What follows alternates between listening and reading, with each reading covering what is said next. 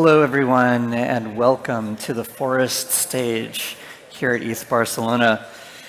I wanted to introduce you guys to it's a panel today that is being moderated by Oliver Hörr, and this is with Bogdan Habic from Tenderly, Dyma Bourin from Hacken, and Monier Jalal from Certik. So as you can see, they're all barefoot. And this might be one of the first times you see, I guess, an InfoSec panel with barefoot people. So welcome.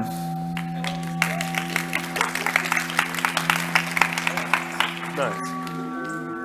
It is very nice. Aha, it's already on. Hello. Still the one, and I was going to get this one. Yes, thank you for having us. I'm really excited to host the security panel because it's something we think it's immensely important for mainstream adoption. Probably together with UX, it's like the most important point.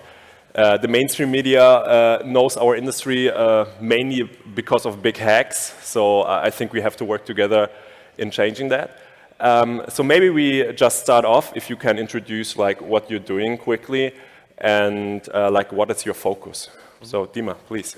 Hi, my name is Dyma. I'm from Ukraine. My role is CEO of cybersecurity company Hacken. We're in the industry from 2017. We are around like almost 100 people. Now we live in Lisbon because of the war. We do quite a lot of smart contract audits, L1 audits. We do a lot of penetration tests. We are probably the biggest cryptocurrency exchanges security auditor. We have own bug bounty, a lot of stuff. We love cybersecurity, we love Web3. Happy to be here. Thanks. So Bogdan, please. Cool. Hi everyone, my name is Bogdan. I'm actually filling in here for a person, so you might feel rugged that you're not seeing that person instead of me. So I'm the co-founder and CTO of Tenderly, which is a developer tool platform where you have debugging, profiling, and maybe most relevant to this conversation, monitoring, alerting, and then simulations of like what would happen if I do this now. I can talk a lot about security, although don't listen to any of my advice, financial or security. All right, Monier. How do I follow that? Don't listen to his advice. My name is Monier Jalal. I'm the VP of Marketing for Certik. We're a company that was founded in 2018. We're about 300 to 400 people in total. We do a lot of Web3 security, from auditing to on-chain monitoring, KYC. We've probably audited like 4,000 projects total. We're pretty much worldwide out there. Yeah, great to be here. Thank you. So what we want you to take away from the panel today is like getting a feeling of what you have to do to make your project more secure. And in the first section, we want to talk about what is the current state of security in Web3. So Dyma, could you maybe give us some insights, like what is the risk for projects right now in terms of hacks, scams, like what kind of incidents are happening currently? Sure. So the whole situation is bad. And unfortunately, it's not becoming like better as we expect. We have one research product called CR.life, where we analyze like CoinGecko top 2000, every project, what is their security status. So we are checking whether the project have the smart contract audit. Is this audit the same as the code deployed? Are the critical vulnerabilities fixed? Does this project have a product? Does this product have a pen test? Does the whole thing has a bug bounty? And on top of it, if all this thing has insurance.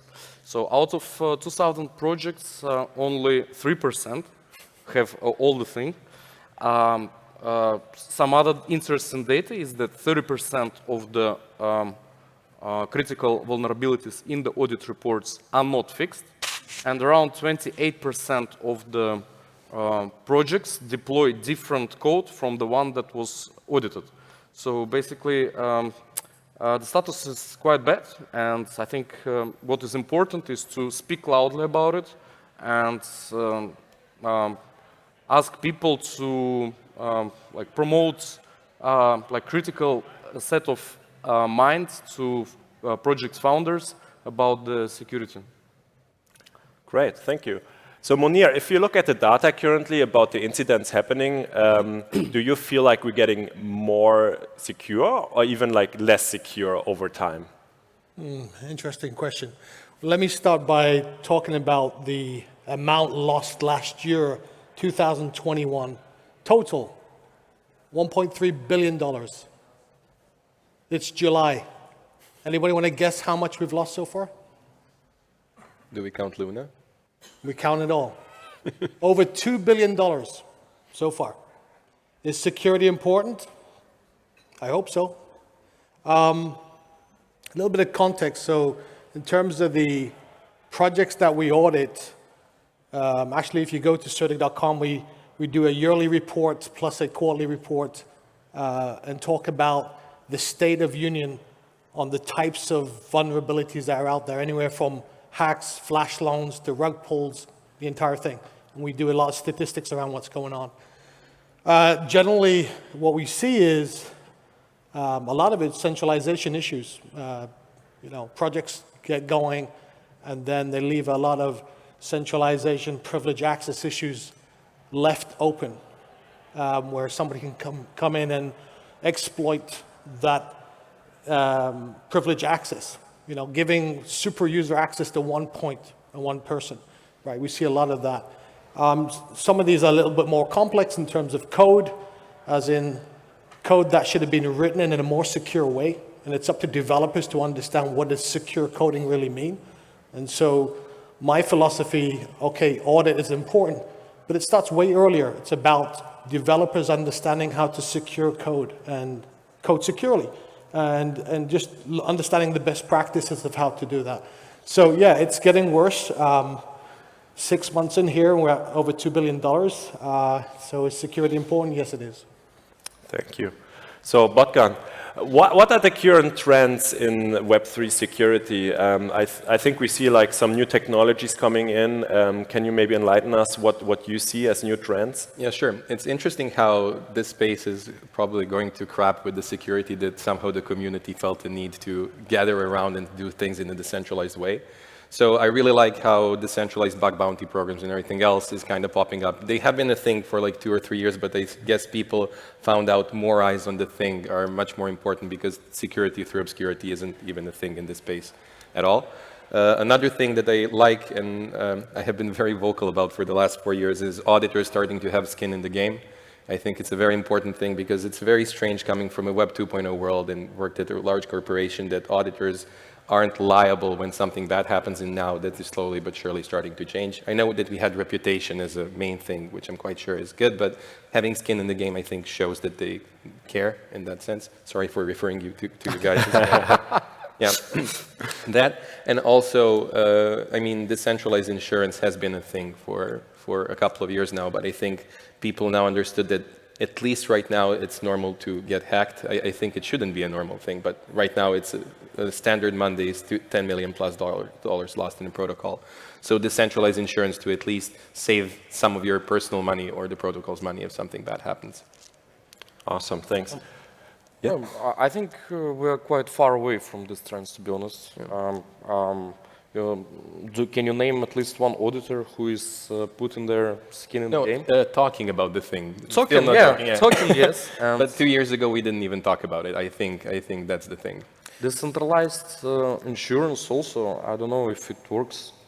Like if there are some protocols that's like you can put their tokens to insure something, okay, maybe yes, but still we're quite far away from it. No, I'm quite sure we're far. It's more of, I mean, this conversation wasn't happening 2 years ago. So in that sense, we are moving in some I think I agree with that sentiment. I think it probably is a bit more further along, probably 5 years, where if you said audit to somebody 5 years ago, they would say, oh yeah, that's a checkbox thing I need to do, right? Yep. Now it's become an almost mandatory thing. You consider the cost of audit. Let's put numbers down right now, $20,000, $30,000, right? Compared to the impact of a hack. Let's look at the last one, right? Ronin, $625 million, plus the publicity, loss of brand, tarnish of brand that company had. I mean, you think about that, right? It's now a mandatory thing to have it. It's not a checkbox, it's a requirement to have it. These hacks are just shocking, and it's numbing to see them happening, $10 million, but it's now a realization you have to do something about it. It's not about just saying, oh yeah, I need to do that, it's a checkbox. It's a requirement because these hacks are huge. I mean, they are massive in nature. So maybe let's talk quickly about what is actually an audit, because Yeah, this is very important. yeah, you're very Yeah. heated about this. I'm curious about your answer, Dyma. What is an audit? Yeah. So that's why I was telling you, is because putting the skin in the game probably should be in a little bit different angle. The word audit is like the word bank. It is in Web 2. It is very strong word, and you cannot use it without doing certain things in according to audit methodology for financial statements. And if you don't do all the things, you are doing like review or like assurance engagement. And in our case, audit, what we do the which we are checking the smart contract for mistakes. But do we check if there is a Ponzi scheme inside the code? Do we check that there is liquidity after the deployment that can be rug pulled? Do we check that, of course, Certik started the trend for KYC, and thank you so much. I hope KYC to be like the standard of the industry. But do we check certain, supply, like if it's the same as tokenomics in PDF, the same that they do after the deployment. So I think in order to call ourselves auditors, we need to improve our reports by a lot. And this is something that industry leaders should speak, discuss, and raise the bar for the number of procedures that the project needs to go through in order to receive an audit report. I think there's one thing for sure, though. We are actually auditors, we're not remediators. Can you go further on that? When we talk about auditing, we talk about recommendations to fix. At the end of the day, if you don't fix those problems, it's on you, right? And there has been situations where not everything is fixed. There are vendors that audit and say, these are issues you need to fix. Sure, I'll fix these and I'll leave these behind.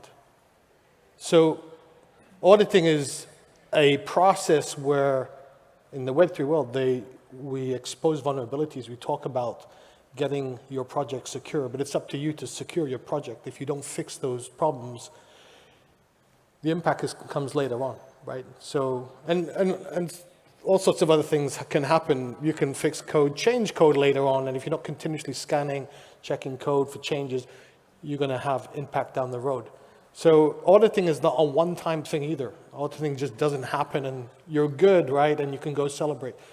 You make changes, you migrate, you do another contract, you need to audit again. But it's still onus onto the project owners to make sure that they fix those issues after they get audited. I think it's actually much harder, sorry for getting in, but it's actually much harder to be an auditor. Keep in mind, I'm not an auditor, so this is like from an external view, but much harder to be an auditor in Web 3 than in Web 2, because in Web 2, I remember I was interacting with a lot of auditors due to the nature of my backend work then. And again, it was like code and exploits and different things, but now we have financial instruments as a primitive inside of the languages themselves. I mean, there isn't a thing such as a flash loan or something similar to that. So I think your job is actually much harder right now because you need to like test out the economic aspect of it and all those things as well. I think the impact is greater between Web 2. I can talk as I did Web 2 as well. So, the difference between an exploit of a website, sure, stealing credentials is an impact for that, right? But the fact that you're exploiting Web 3, example for DeFi, where you're exfiltrating or exploiting some functionality that's to do with, say, with a minting function, has greater impact than it does, potentially, in most cases, does than Web 2. So, yeah, auditing is important, but I think it's more the case that the impact of it is greater. Okay, so for the next section, we want to be a little bit more practical and talk about what teams have to do in order to be secure. So Monier, maybe could give you a run-up on what should a team do, what are the check and balances and tools they should use to be secure? Well, Dyma would, and I would both tell you need an audit. So, but that's not where it starts. Actually, it starts way earlier. And irrespective of an audit, teams should understand how to code securely. They should understand the principles of coding securely. You know, doing reviews properly, looking at specifications of the code, understanding what it means, the impacts of the code itself. Having an independent security team, that helps a lot of the time. As somebody that can come in, typically like a blue team who actually looks at the threat landscape for that code, understands the impact of it, and actually can work with the development team to say, you know, based off our assessment, this here can have an impact, or there's a vulnerability. That's still way early. That's still way early in the development cycle. So looking at specifications, secure code, coding securely, being educated about security issues around code, that's easily done without even doing an audit. And finally, of course, when all that's done, the gate is really the audit, making sure that once you go out, before you go out, you do your audit. And does it stop at the audit, or what is else? It doesn't stop at the audit. So having your audit is the first point of kind of crossing that gate, but you could decide to fix things later or change code and then decide to, you know, not audit again, or you can decide to create a new smart contract, right? It's onus on to you to come back and do the audit again. Beyond that, once you launch, and this is where Certik has that aspect of the follow life cycle, once you launch, there is on-chain analytics, being able to look at anomalies that are happening around the project, you know, unusual, suspicious activity with the liquidity of your project, negative sentiments that are happening on your project, people are talking badly about it. Continuous assessment, which I mentioned before, is being able to continuously scan, making sure that your code hasn't changed. So once you launch, there's still activity that your project can be vulnerable, can be exploited down the road. And so that's the full life cycle. So Dyma, we have like insurance, we have bug bounties, we have like audits. And like, if I am a team new to Web3, what do I need from that, and when do I need it? Yeah, first of all, I would like to add to certain practical tips.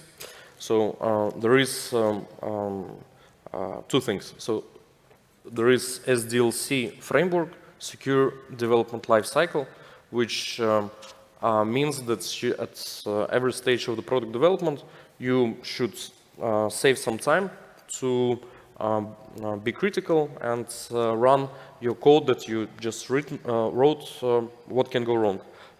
Identify all the most risky aspects and try to test it like 5 hours, 6 hours, but save this time. And the second very important thing is to keep very proper documentation. And if you're a CEO of the project, if you don't code, at least push your team to maintain proper documentation of what they wrote and what these functions should execute. It's not just like best practice, it's also will help you to run efficient audit, because auditors are also people, you know, and if they quote you, we're gonna do this audit for 2 weeks, it will take them like 3-4 days just to understand what you wrote if you don't have proper documentation. So like having the proper documentation, it will also allow auditors to do a better job. If we speak about bug bounties and insurers, yeah, bug bounty is a must thing for every project right now. Unfortunately, again, we don't have at CoinGecko, CoinMarketCap, like tick boxes like who has bug bounty, who doesn't. I think this is something that needs to be fixed, because if the project doesn't have a bug bounty, it's like a call to hacker to punish this project. So it's a must thing. And if we speak about insurance, to be honest, I still didn't see any good product that the project can, where the project can insure themselves. For example, insurers, they it's a community who is making a contribution now with the money, and if something happens, they receive money back. But it's so hard to evaluate the risks, and it's so hard to pledge big amounts in order to cover those risks. So I think we are quite far away from proper insurance protocols right now. So Bogdan, if a Web 2 team comes into Web 3, what is your advice? Sure. Yeah, that didn't help. No, it's okay. Yeah, so coming into the space, I'm guessing, again, I have been very vocal about, for some reason, people are okay with building toys in this space because it's a very young space. I think understanding what Monier and Dyma are saying, that here the damage is much bigger, is actually the first step coming into the space, even though it's quite new. I think monitoring and alerting are also extremely important. So definitely getting educated, getting audited, and after the fact, I mean, one of the things that Monier talked about with Certik, seeing the sentiments and how things are happening there. I also think using the fact that blockchain has all of the information readily available, you can actually do something which isn't that easy in Web 2, which is actually checking if your system is in the state that you expect it to, because you have block times happening. So if you have a block of every 14 seconds, you can use the fact that you have 14 seconds to discover if that's exactly the state you are thinking that you should be in or not. So we do see a lot of users actually writing like I don't know, the TVL should never change like this, or the last XYZ transfer should never happen like this. So outlier detections and a bunch of different things. It's very hard for this to give concrete advice because I think it's very specific to each project, what you're doing, and like for different financial instruments, it's going to be a different thing. But I think monitoring alerting is one, and also starting early to interact with auditors. Mm-hmm. I think monitoring alerting is the next big thing, yeah. And yeah, like Ronin hack, yeah? 4 days they didn't realize that they were hacked. Yeah. So I think like all security companies right now are going into this industry, and they are building tools to efficiently monitor, not from security perspective, the smart contracts for their users, but also providing some certain other, like Google Analytics style information to CEO and founders, what is happening with their smart contract. Yeah, and it's very interesting, for example, the mempool, how much information there is there. Now with flashbots and other map things, I think it's harder to prevent a hack because there was a point where you could front run someone trying to hack you and try to save the funds. So proactive monitoring in the sense of front running someone else it's hard to achieve right now because hackers just won't put it in the public mempool. But thinking about those heuristics that you can use to maybe even pause something automatically just in case, because it's better to have the withdrawals stopped or deposits stopped than getting hacked for $100 million. So yeah, this is a very important point because a lot of auditors are putting like a risk factor if the smart contract has this pausing or routing that can withdraw the liquidity. But from the other side, my personal opinion that this should be kind of industry standard. Because in fact, it is possible to prevent if you see that suspicious wallets or suspicious activity started to interact with your smart contract, like pause it, so like prevent it. You want like a withdrawal stop which can be activated by the team in the core protocol they are developing? The smart contracts, in my opinion, should have a function to automatically pause the whole operations. And how is that going together with decentralization? Exactly, it doesn't go. I think that's the problem we're seeing. But it saves money. In an ideal world, everything is Web3, right? But it's not. There is interconnects to Web2. You know, I think we've seen a lot of examples in the last couple of months of Discord servers being compromised, right? And you know, a lot of phishing attacks that have led through to good old Web2 hacks, right? Or stuff that we've known about. But that's the reality, is it's not Web3 only. There is this Web 2.5 phenomena where interconnects are happening in, whether it's a wallet or it's a Discord server or a marketplace for an NFT. that is the starting point for hacks, where it's making people understand and think that it's not just relying on the security of a blockchain. It's actually the fundamentals outside of that. It's stuff that is to do with, access, permissions, access management. It's just stuff to do with, being able to put in the right infrastructure and security control points around your marketplace, or multi-sig around your wallets. These are things that are just fundamental that stretch way beyond Web3. And so I think, there's a melting point happening between Web2 and Web3, and it's about not just understanding the code, but understanding how, the blockchain is interacting with Web2 interconnects into the whole system.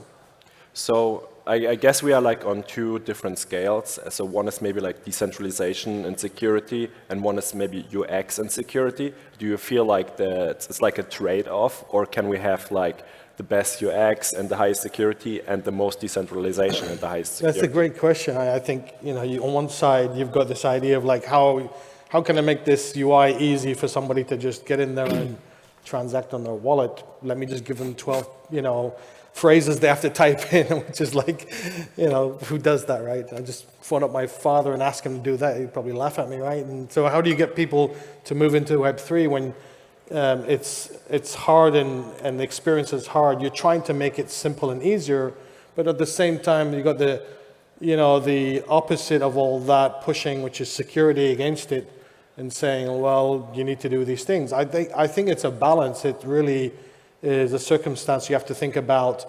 How do you get people adopting Web3 and the whole ecosystem, but make it seamless with security at the same time? And that's the beauty. That's the challenge we have to think about. I want to. Yes, please. I want to say unpopular thing, but guys, we don't have decentralization in our industry from the word at all. If we talk about front running, pancake swap is a joke, because it can be fixed so easily, but they keep having front runs all the time, and it can be fixed at pancake swap site. It can be fixed at BSC network validator site. But all right, it's a joke in any case. There is no decentralization. But there is also, unfortunately, no decentralization in Ether. The centralization is within the mining pools right now.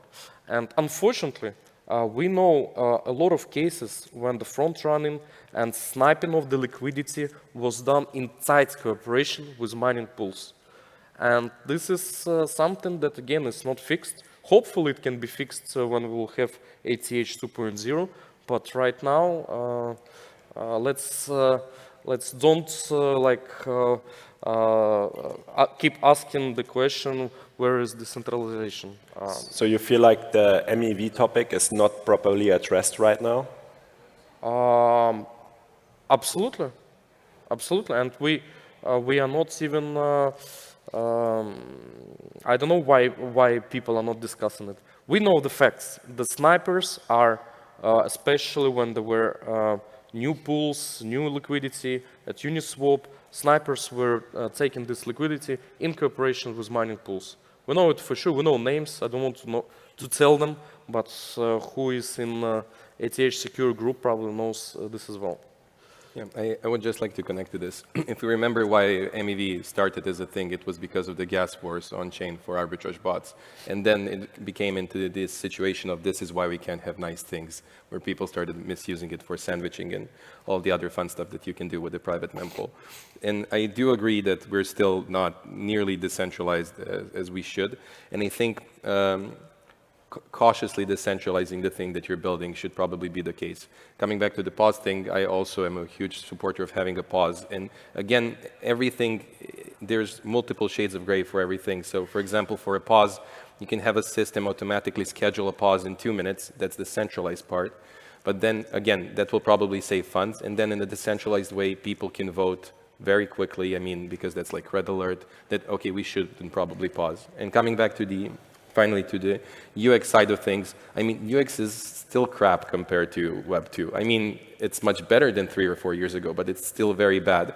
And I don't like people using user experience as an excuse for not doing security, because it's still not good user experience. It's and you don't have the security aspect of it as well. I would much more gladly have my funds locked for like a day than my funds lost. So Good that we. yeah, it's good. Yeah, that's where we're sitting next to each other. Yeah. So I want now to spin the conversation to something that is for us very important in HATS, and that's how does the community participate in the security question? And I think the first question for that is the degens still the most common archetype of users, or are we seeing some community coming in that is more security oriented and demands more security from the project? Maybe Botgan, you can kick it off. Yeah, I think having a token kind of makes you into a public company, because you have multiple stakeholders suddenly participating in the thing. I think we did a very bad job of persuading people security is important, because we didn't explain it to them, but we lost billions of dollars, and that's why they started to care. So I think it's a very wrong way to educate someone on something, in a very expensive way, by the way. I think like Web3 has the most expensive marketing budget, if you count hacks into that marketing budget, basically. So in that sense, I think as community, really, I mean, people are now talking much more like, is this thing audited? CoinGecko added all of the checkboxes that you can check there, who I don't know if a lot of people check. But I think community members are now requesting for things to be at least a bit secure. 4 years ago when we started, it was normal not to have a verified contract, by the way. Now you must have a verified contract if you want to have like non-crap users on your protocol. Sorry for swearing, by the way, this is my personality, yeah. So, Monier, so we are seeing like these kind of protocols where like decentral backbone is like what we are doing, and then decentral insurance, where like the community can come in and as well underwrite insurance and like increase security budgets. Do you see that this is a trend that will stick and will continue to grow, that the community as part of a DAO, they don't only want to maybe vote on economic incentives and such, but they as well want to have a saying in the security discussion? I think it's already happening. Community are already doing their own research on projects and making the conclusion whether they want to invest in a project. You know, probably about a year or two ago, it was only about auditing. Now you can get projects audited, have a great experience and low risk, and find out the founders are, you know, fraudulent hacker, scammers, and that's why KYC now has become important. Now we do background checks on people so they don't go rug pull later on. But it still comes back to the community being able to give them visibly in a transparent way the conclusion of what is trustable, right? And trust comes in many shapes or forms in terms of risk to the code, risk to the founders, risk of, you know, stuff down the road where the code is changed. So I think, yeah, I mean, I think the consumer has a big role to play in it, and down the road they can have a more controlled role making decisions around what is secure and not secure. Unfortunately, again, I have bad news. Yeah, so Hacken, we also have community, and we try to educate them. We push some educational thing, and we had one small project called Hacken Scout, and this is with which we wanted to do this research over this 2000 token security landscape, and we were rewarding our community to go and search information about like all this that I was counting, smart contract penetration test, like the verify the code and blah, blah, blah. And unfortunately, like we put a lot of efforts. Unfortunately, there were like maybe 60 to 80 people who were submitting information, and the quality of that information was not very good.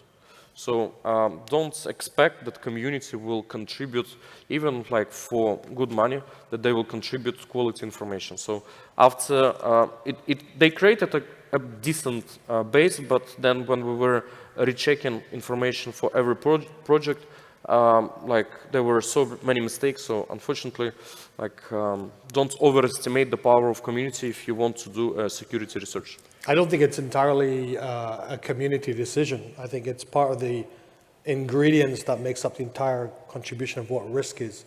Even at Certik, we ask the community, we ask actually generally people who land on the project to say, do you believe this is secure? It's not the conclusive de facto result, but it's, it's no different to bug bounties, like getting people that are ethical hackers to be able to help. To me, it's still a community, but it's not conclusive as to one thing. It's part of the entire definition of what risk is to that project. In the same way that we've introduced KYC, it's now another element of risk that defines the entire definition of what risk is. So I think community does play a part. It's not the only part, but it will play a part in general going down the road. So one example I see, for example, you as well, you put out these risk ratings for the different platforms. And I think it has to be separated, right? There's always these professionals that are doing the risk assessments, but then there's someone on the other side who's consuming that information. Bingo. And what do you feel like the ratings you're putting out? Are people like looking at it, they think it's interesting, and they demand more information about security? I would say in this bear market, it's less important for the community to see if the project have a score of 60% or 80%, unfortunately. But it doesn't mean that we should not keep creating ratings and pushing them on the front page of CoinGecko and CoinMarketCap. We should continue to do it. And eventually, there will be a time when community will demand from the project to improve their security rankings at like such platforms as Certik or Certik.live. But we are not there. They are more interested on token price, on the TVL, on trading activity and exchanges. So all right. This is the reality. So the last couple of minutes I want to spend with you to explore tools that are very specific for Web3. So maybe Botgan, can you tell us a little bit about simulations you can do in regards of your smart contracts? Sure. We saw this especially with DAOs, but also a lot of DeFi projects. So the idea of having all the data readily available, especially historic data, you're in a position to be able to see what would happen if I send a transaction right now without actually submitting it on-chain. Or even better, if, for example, an auditing firm says, hey, you have a security issue here, you can go and historically change the source code and see how that thing would have behaved inside of a simulation.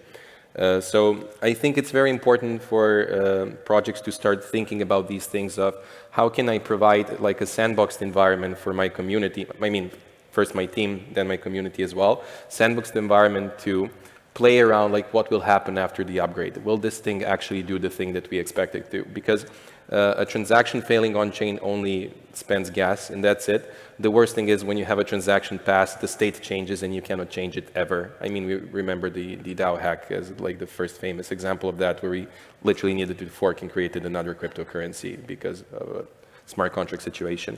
So that's one, and also I think for simulations, especially looking at retail, I think wallets should push for simulations being part of the experience itself. So at this point, we have wallets talking about, okay, so what happens, what am I signing, what is the function I'm calling?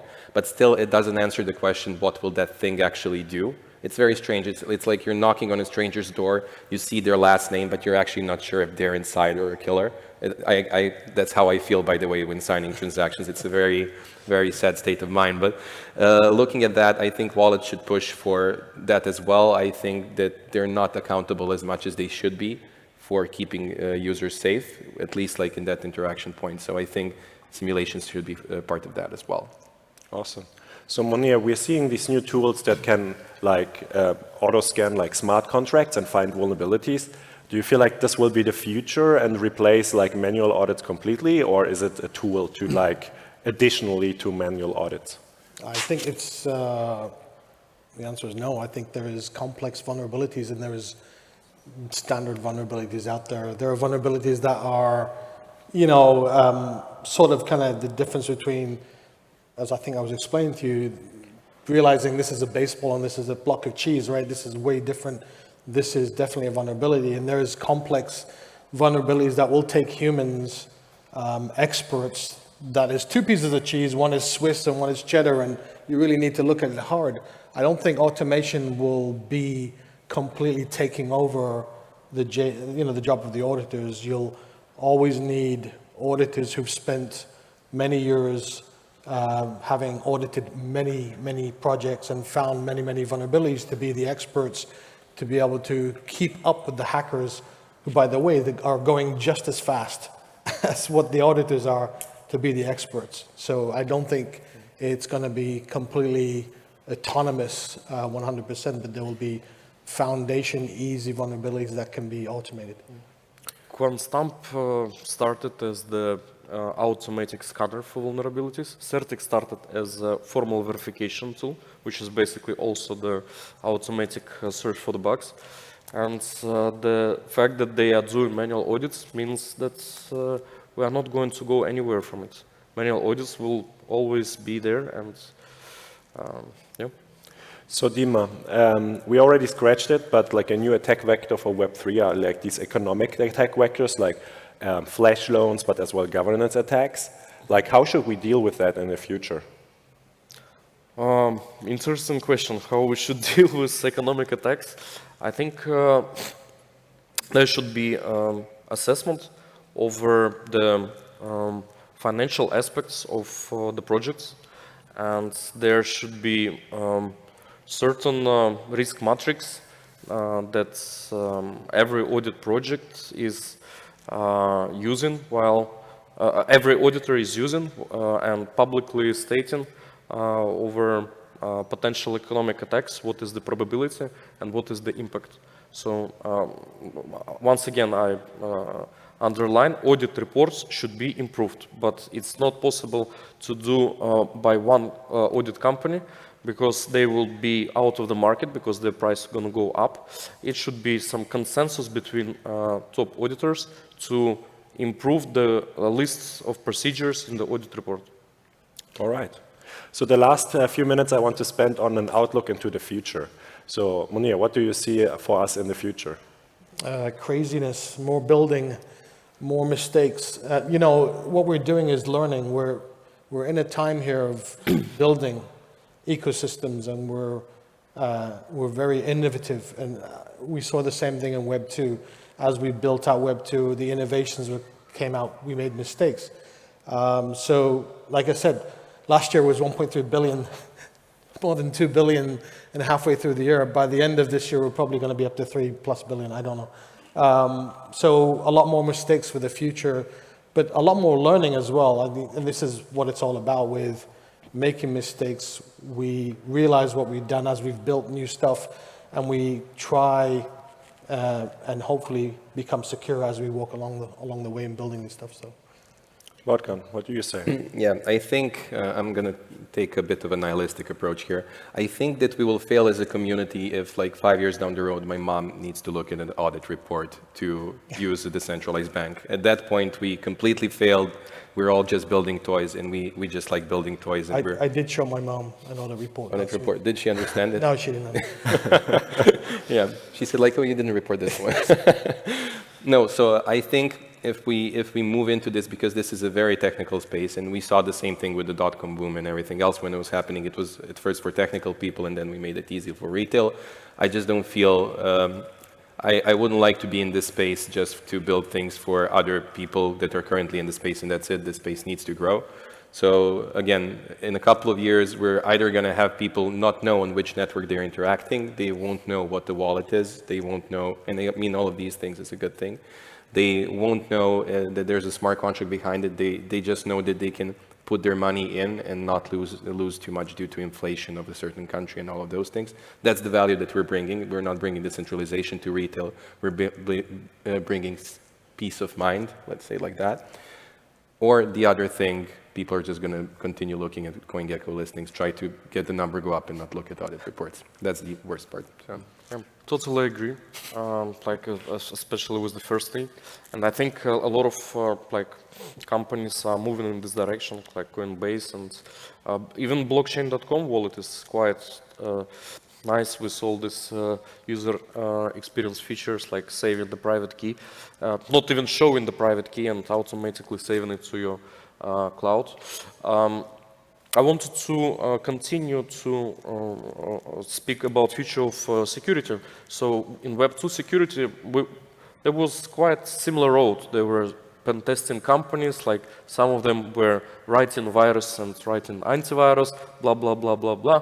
Something is happening, and then eventually all the big companies like CrowdStrike, Palo Alto, and the other ones, they have built a product which is basically monitoring the whole IT infrastructure for a company, and the company is paying subscription for this product, and CISO, CTO, whatever, and sometimes even CEO is using this product on like a daily basis. So I think in our Web3, we are going through this same direction. So all the audit companies are building some products that are monitoring post-deployment activity of the smart contract and pausing it if needed, and preventing the hacker attacks. Thank you very much all for your insights, and thank you, Bogdan, for jumping in spontaneously. You will be as well on a panel on DAO-specific security. Yes, so on Friday you can join us. We're going to have people from who worked on Aave seatbelt, Uniswap seatbelt, an ex-Yearn member as well, and Mudit Gupta.